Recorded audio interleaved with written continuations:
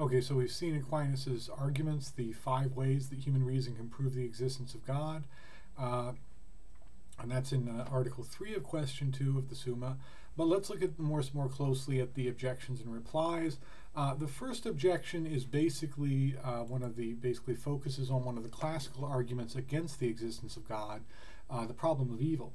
So as the objector puts it, it seems that God does not exist because if one of two contraries be infinite, the other would be altogether destroyed. So in other words, if there are two contraries and one of them is infinite, exists without any limitation, then there's simply no room for its opposite to exist. It's simply not possible for the opposite to exist if there's an infinite amount, or just a completely unlimited amount of one thing. Then its contrary cannot exist at all. If there's just infinite light, then there can't be darkness anywhere. And the same way the objector says, if God is infinitely good, then there can't be evil anywhere. But there is evil in the world. Therefore, God does not exist. In a less abstract way, I mean, one of the classic formulations of this, most people who believe in God, especially in God in a more religious sense, God has 3 characteristics. God is all good, all powerful, and all knowing. So one of the sort of classic formulations of this problem, does God want to stop evil but is unable? Then he's not all powerful. Does God want to stop evil but doesn't know how? Then he's not all knowing. Or of course, could God stop evil but does he not want to? In which case he's not all good. So basically the idea that if there's evil in the world, if there's a God who is all good, all powerful, all knowing, then why is there evil at all? Why does evil exist in the world if God is what religion says he is? And Aquinas' response is basically quotes Augustine, and he says, since God is the highest good, he would not allow any evil to exist in his works unless his omnipotence and goodness, his all-powerfulness and his goodness were such as to bring good even out of evil. And then Aquinas says, this is part of the infinite goodness of God, that he should allow evil to exist and out of it produce good. So the response is, really kind of a religious response. It says, well, yes, there's evil in the world, but God would not allow evil to exist unless he can bring goodness out of it. Now, of course, to some extent, the God that Aquinas has described in the 5 ways, it's not entirely clear. There's the argument for governance of the world, but that doesn't necessarily mean that there wouldn't be evil in the world. It just means that things act for an end. But there are all kinds of reasons why there might be suffering, why there might be even moral evil, physical evil. Things like earthquakes maybe call into question the argument there that God is governing the world, that everything's acting for a purpose and a particular end. But to some extent, you can imagine at least some evil. Here, this seems to be targeted much more towards the religious conception towards the religious conception of God as not just an unmoved first mover or a necessary cause or even the intelligence governing the world, but as a God who is all knowing and all good and all powerful and again is all good, and therefore how can there be evil? And Aquinas' response to some extent is just to say, well, you just have to believe. You just have to believe that if there's evil in the world, God is bringing good out of it. So if the Holocaust, ultimately that was somehow more good came out of that than evil. And obviously, people might, well, this isn't a very convincing reply. I mean, this, it just, basically if you don't believe in God to begin with, then this is not going to be very convincing at all. And even people who believe, this isn't necessarily the greatest response that you can imagine to explaining why there is evil. But this is Aquinas' response. God is all good, therefore he would not let evil to exist unless he brought goodness out of it.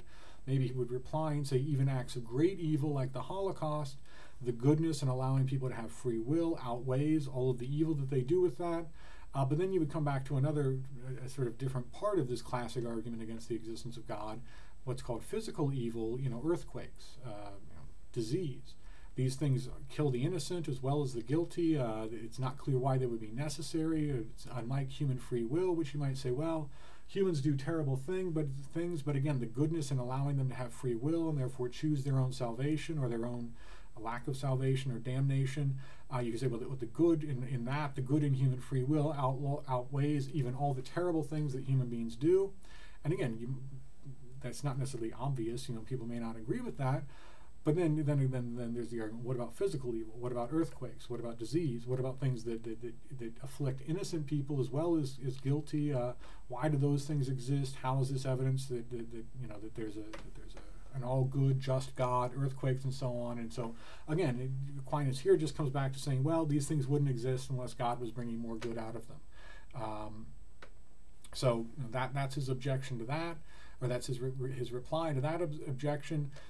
The second objection says, further, it is superfluous to suppose that what can be accounted for by a few principles has been produced by many. So in other words, if you can explain something with one or two principles, there's no reason to explain it with 5 or 6. You don't need to come up with multiple explanations for something if one explanation will do, or if 2 explanations will do. So the objector continues, but it seems that everything we see in the world can be accounted for by other principles, supposing God did not exist. For all natural things can be reduced to one principle, which is nature, and all voluntary things can be reduced to one principle, which is human reason or will. Therefore, there is no need to suppose God's existence. So the objector says, you don't need to believe in God, and so if you don't need God to explain anything, then there's no particular reason to believe that God exists. Notice, the objector concludes not by saying, therefore God doesn't exist, but saying there's no reason to believe that God exists, because you can explain everything either in terms of nature, all natural activity you can explain just with recourse to the laws of nature, with just the activity of nature itself, and all voluntary things, all human things, all voluntary human actions, which are maybe not purely natural because there's reason and will involved. Well, reason and will explain that. You don't need God to explain why people are doing the things that they are. And Aquinas replies by saying, going again back to this idea that nature works for a particular end. Therefore, there must be an intelligence directing it. Therefore, you need to trace that back to God and to say nature must come from God, because otherwise it wouldn't have these natural ends implanted in it. Things without intelligence, again, wouldn't be acting for particular ends, for particular goods. And he says also, whatever is done voluntarily must be traced back to some higher cause other than human reason or will, since these can change or fail. For all things that are changeable and capable of defect must be traced back to an immovable and self-necessary first principle, as was shown in the body of the article. You could, possibly debate that, but he basically says human will, human reason, these things are fallible, they're subject to change, and therefore there must be, for them to exist at all, there must be some sort of perfect, perfect, unchanging, infallible first model of these things, or first existence of these things, which is where human reason and human will come from. Again, you could debate that. Obviously, it's not necessarily completely compelling.